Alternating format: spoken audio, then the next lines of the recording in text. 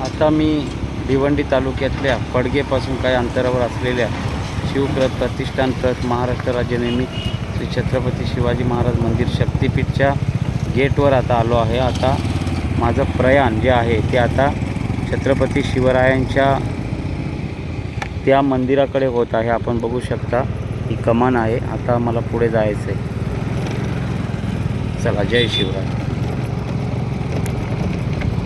बघू शकता अशा प्रकारे आता मी छत्रपती शिवाजी महाराजांच्या त्या मंदिराकडे चाललो आहे।